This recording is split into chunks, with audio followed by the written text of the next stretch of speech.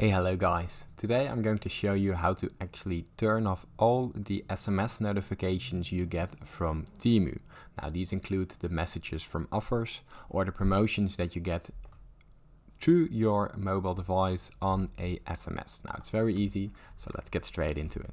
Now the first thing that you want to do is grab your mobile device, and from here you want to open up the TEMU application. So scroll up and go to the TEMU application. Now this works for iPhone and for Android, so simply follow along. Now from there you want to go to U in the button of our screen in the middle, and from our U you want to head down to your top right corner, right below the mobile percentage, the battery percentage, right here in the top right corner. Here we have these settings. Now from out these settings we want to go into the notifications in the middle of our screen, and from out the notifications we see a whole bunch of notifications actually. Now we're going to through them one by one. So the promotions, we have them here. Here scroll down and see the SMS frequency. Now here it's set to normal, but we want to set it to none. Now as you can see, the SMS frequency has been set off.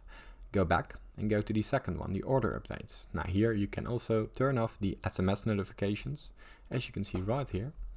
Go to the third option, the chat messages. Simply press edit and also turn off the SMS notifications. And from out the chat messages we're going to the recommendations. As you can see here, we already have the SMS frequency turned off.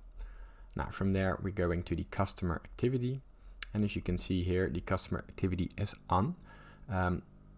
This is not something that you get on a message on your SMS. Now for the last one, the avatar and username sharing, as you can see here, this is also nothing related to your SMS settings.